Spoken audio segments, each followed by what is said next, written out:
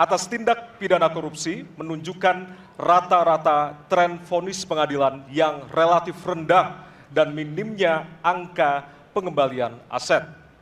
Pertanyaan, apa terobosan yang akan Anda lakukan untuk menimbulkan efek jera bagi pelaku korupsi sekaligus menyelamatkan aset negara yang dikorupsi?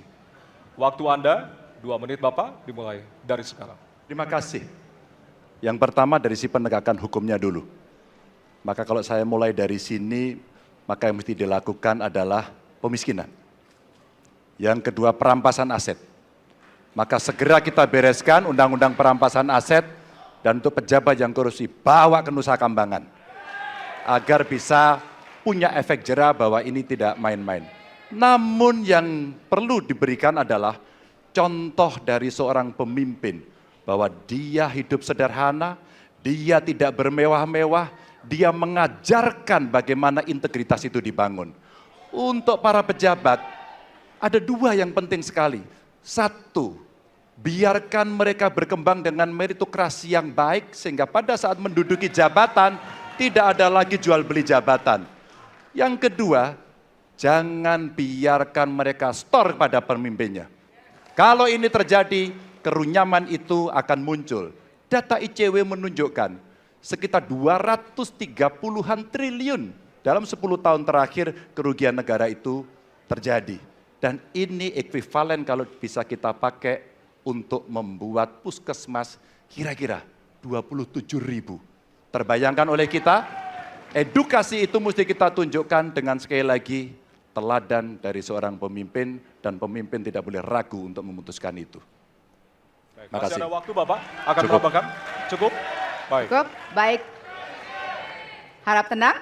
Terima kasih. Kami persilakan kepada calon presiden nomor urut 1 untuk menanggapi jawaban calon presiden nomor urut 3. Waktunya 1 menit, dimulai dari sekarang. Koruptor dijeratkan dengan undang-undang perampasan aset disahkan dan hukumannya mengikuti pemiskinan. 1. Yang kedua, yang tidak kalah penting, undang-undang KPK harus direvisi sehingga KPK menjadi lembaga yang kuat kembali.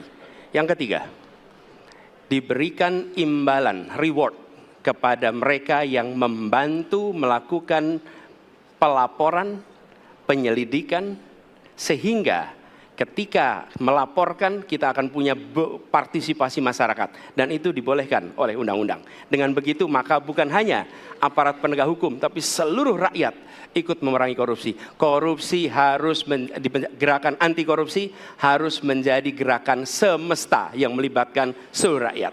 Kemudian yang keempat, yang tidak kalah penting adalah standar etika untuk pimpinan KPK harus standar yang tinggi. Terima kasih. Baik. Ya. Dan selanjutnya kami silakan kepada calon presiden nomor urut 2 untuk menanggapi jawaban dari calon presiden nomor urut 3. Waktu Bapak 1 menit dimulai dari sekarang. Terus terang saja, saya dalam hal ini setuju dengan sikap dan jawaban dari Pak Ganjar masalah korupsi. Korupsi adalah pengkhianatan terhadap bangsa. Korupsi harus diberantas sampai ke akar-akarnya.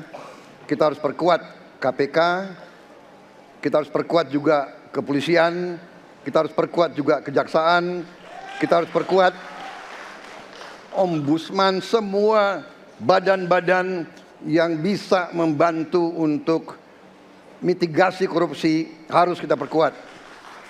BPK, BPKP, inspektorat di tiap kementerian ini harus diperkuat. Jadi saya sependapat korupsi harus diberantas sampai seakar-akarnya. Terima kasih. Waktu masih ada, Bapak? Cukup. Cukup.